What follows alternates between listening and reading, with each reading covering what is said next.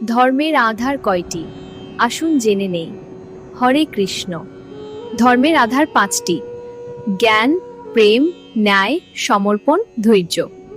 এই পাঁচটিকে ধারণ করতে পারলেই আত্মদর্শন হয়। ধর্মকে ধারণ করতে হলে এই পাঁচটি গুণ অর্জন করতে হবে। নাম্বার 1, জ্ঞান বুদ্ধিকে স্থির রাখে। নাম্বার 2, ধৈর্য মনকে স্থির রাখে। নাম্বার 3, প্রেম হৃদয়কে স্থির রাখে। নাম্বার 4, সমর্পণ সমস্ত আবেগকে শান্ত করে। নাম্বার 5, ন্যায় আত্মাকে স্থির রাখে। কোনো ব্যক্তি যদি এই পাঁচটি আধার ধারণ করে তখন সেই ব্যক্তির মন করুণায় ভরে যায়, যাকে প্রকৃত ধর্ম বলে। এই পাঁচটি গুণ যে অর্জন করতে পেরেছে সেই নিজেকে জানতে পেরেছেন, নিজের স্বরূপকে চিনতে পেরেছেন। প্রত্যেকেই ঈশ্বরের অংশ স্বরূপ হয়, কিন্তু তা আমরা অনেকেই জানতে পারি না, কারণ আমরা সকলেই মোহাচ্ছন্ন হয়ে আছি মায়ার দ্বারা।